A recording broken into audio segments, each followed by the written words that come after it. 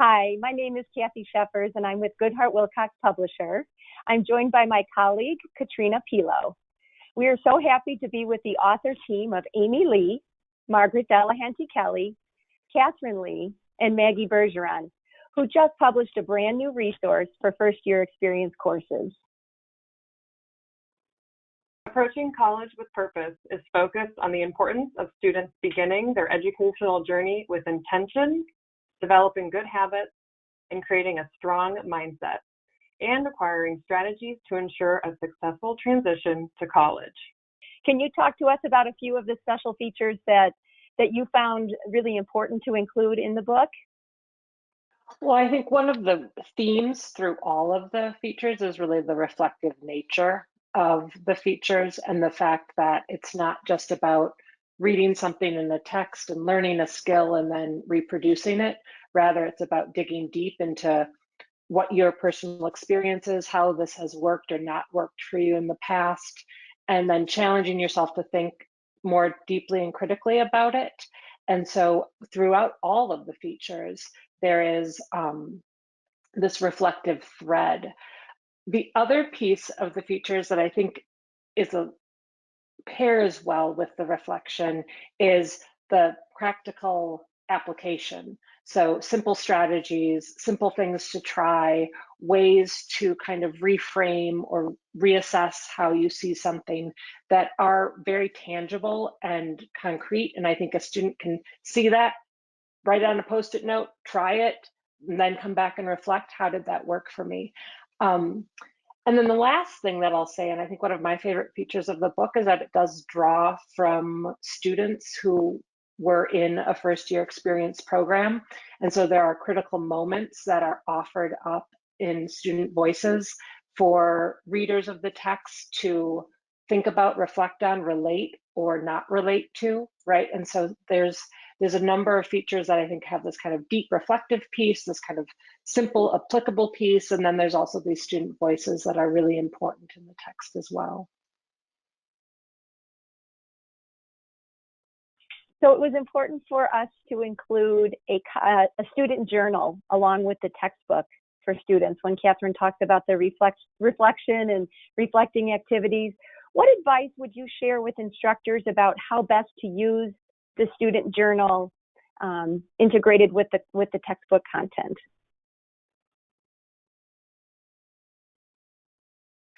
One thing that I would say from my own experience in doing course journals or a lot of reflective writing in a course is to both give time, if you're meeting synchronously, whether online or face-to-face, give time for writing and reflection. So to show your value and your commitment to it by carving out 5 minutes at the beginning of class to gather one's thoughts and then actually use that. If you have students engaging in small groups, and then you're brought back together and you're about to transition to a new topic, again, give them time. What did you learn from your peers in doing that small collaboration? And then also, I think because we have a habit of really good intentions and not the habit behind it, to reflect a bit, right? Like how many new diaries have you started and you don't get past January 4th? To really make it routine within the classroom space and then within the gradebook space. And so it's not something, it's something that we approach knowing it's not going to be an automatic habit for all of our students, and we're all going to have different ideas about reflection and where it fits into our life. And yet if we give it points and we give it space and we also just give it vocal reminders, I think that it's going to be done. And once it's done, then the value from it can be harvested. I think I agree, of course, with everything Margaret just said. And I think something I talk with Maggie, and I run a program for faculty and instructors from across our college, and then this comes up a lot in the writing program I direct, of talking to teachers about we don't need to read or interact with everything we have students write. The writing is the important thing. The writing as reflection and writing as a way of knowing and writing as a way of discovering what you're thinking or what you're feeling. Us providing occasions for students to do that is just critical. And I think too often we learn that teaching resides in managing or micromanaging sometimes, everything that students are producing. And I come from a field which is composition studies where, from the very beginning of my training when I was 21, I was told if you can read everything they write, you're not doing your job right. You should not even be able to read everything they write.